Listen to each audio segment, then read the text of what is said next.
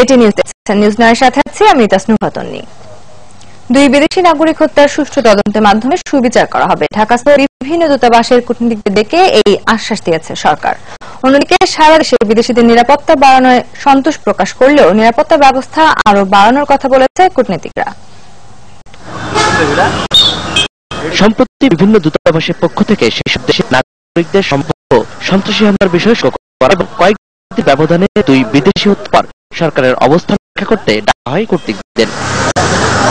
মঙ্গলবার বিকেলে রাষ্ট্রীয় অতিথি ভবন পদ্মায় ওই বৈঠকে পররাষ্ট্রমন্ত্রী, প্রতিমন্ত্রী, স্বরাষ্ট্রমন্ত্রী সহ সরকারের ঊর্ধ্বতন কর্মকর্তারা উপস্থিত ছিলেন। আর ছিলেন যুক্তরাষ্ট্র, যুক্তরাজ্য, কানাডা, ভারত সহ ঢাকার অন্তত 30টি দূতাবাসের কূটনীতিকরা।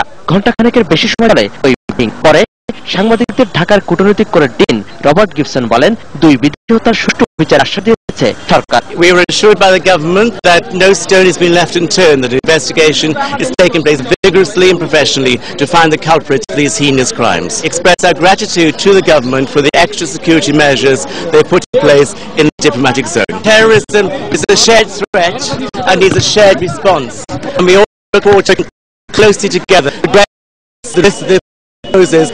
আর পররাষ্ট্রমন্ত্রী জানান, বিদেশিদের উপর হামলার তথ্য আগে থেকেই থাকলেও সন্ত্রাসীরা পরিকল্পনা পরিবর্তন করে ওই হামলা চালিয়েছে। তবে ঘটনার সুবিচার করা হবে উল্লেখ করে মন্ত্রী জানান, বিদেশিদের নিরাপত্তা নিশ্চিত করতে কাজ করছে সরকার। তাদেরকে বলেছি যে রাষ্ট্রদূতরা নিশ্চিত থাকতে পারেন যে সরকার প্রয়োজনীয় ব্যবস্থা নিয়েছে এবং শুধু ঢাকা নয়, শুধু ডিপ্লোম্যাটিক এরিয়া না, বাড়িধারা, গুলশান, বনানী নয়, সারা দেশে যেখানে বিদেশিরা আছেন সেই জায়গাগুলো সহ তাদের নিরাপত্তার জন্য সমস্ত ব্যবস্থা নেওয়া হয়েছে এবং যা করার দরকার আমরা করছি। এবং যে যারা এই দুটো ঘটনার সাথে যারা জড়িত তাদেরকে খুঁজে বের করার জন্য এবং আইনের আওতায় আনার জন্য সর্বোচ্চ প্রচেষ্টা জারি আছে। অ্যাটাকের কিছু তথ্য দিয়েছিল, কিন্তু সেটা তো যেটা দিয়েছিল সেটা ঠিকই আছে, কিন্তু সেইখানে তো হয় নাই। আসলে তো যারা এসব করে তা কিন্তু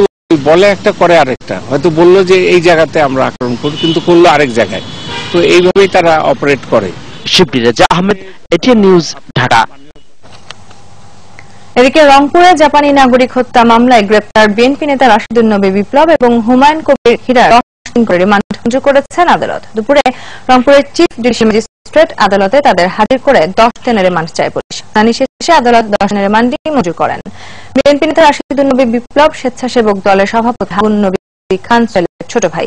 এদিকে ময়নাতদন্ত শেষে কুনিয়া হোসের মৃতদেহ রংপুর মেডিকেল কলেজ হাসপাতালের মর্গের হিমঘরে রাখা হয়েছে।